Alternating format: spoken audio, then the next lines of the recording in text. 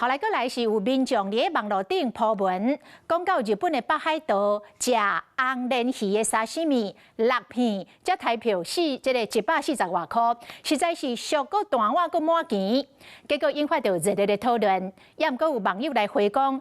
屏东东港的花椒市场卖较输，甚至较赢面，讲10片，而且进高哦，只要200块，真侪旅客拢学了甲答字。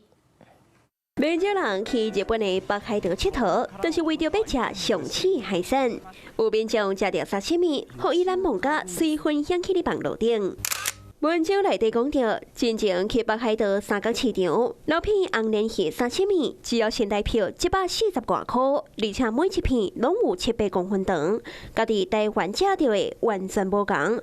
那作物分量计数嘛正俗，互伊就感叹讲，台湾的海产真贵，这句话无讲唔对吼。 网络顶有人赞成伊的讲法，佮讲台湾安尼上无就爱300块。毋过，都有民众跳出来甲东港的沙西米赞声。记者实际走访东港的花椒市场看卖咧。背部三角的肉，它有一些油度，吃起来比较不会腻。将红鲢鱼切做一片一片拢白大块，而且每一片拢够大度。那以东港来讲，安尼规盘的红鲢鱼沙西米10片只要200块。 离我们当然住得近啊，方便新鲜啊。对啊。那你有吃过东港的生鱼片吗？你觉得它便宜吗？还是贵？中等价格吧，非常便宜，非常便宜。是。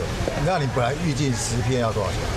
我感觉差不多要600-700块。当然，外国游客拢学了讲俗个大话。 啊那业者是讲，这个应该是这个，这个是买啊，较无优质啊，但是伊口感呢可能较好啦。6片或者那么7、8公分长，大概要卖多少钱？也差在150以内就可以了。若是相片内底鱼尾，那呢继续就差无介济。高度的话，感觉差不多啦。那像要食同款的介绍的话，台湾吃好啊。进口的国家其实都是一样的。无论是国内也是国外沙西米，拢有因的特点。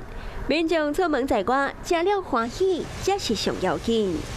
Hello， 我是林仙怡，想要抢先掌握最及时的新闻资讯吗？赶快订阅、按赞、开启小铃铛，锁定华视新闻 YouTube 频道。